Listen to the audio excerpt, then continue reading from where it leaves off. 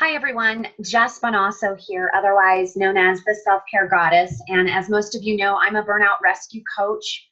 And what I basically do is I help women who are worn out in business go from being burned out to badass, brilliant, and boundless in nature.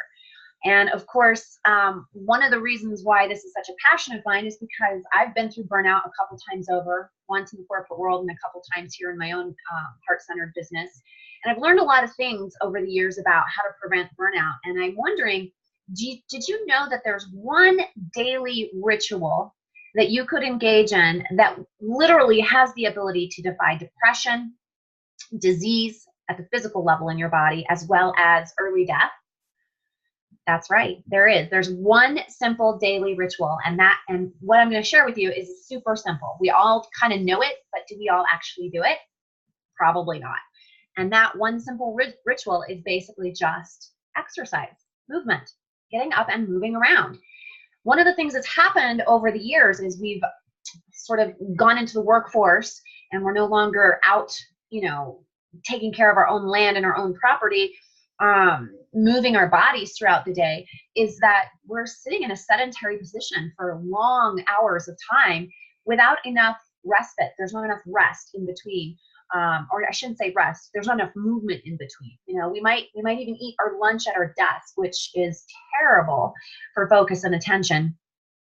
And of course, if we're not moving enough, then all this stuck energy that we've got going on, all the stress, the daily stressors that we're dealing with in our day-to-day work environment, it all starts to build up and get stored in our bodies at a cellular level. And if we don't have a way to release that energy and to kind of expend that energy, so to speak, what happens is it stores in our body, and it starts to store as depression.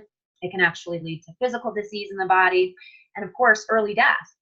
And, I was doing a little bit of research about this the other day, and there was actually, in 2017, there was an institute by the name of Black Dog Institute in Australia that found that just even 1 or 2 hours of exercise a week could help prevent depression. So there's actually been studies on this. So I'm not just saying this from my own experience, which, by the way, I've noticed if I'm not getting my daily walk in, boy, I have a much harder time staying on top of things and feeling happy and confident and positive about my life. I'll tell you that right now. I can even just notice it in the day that I miss my exercise routine.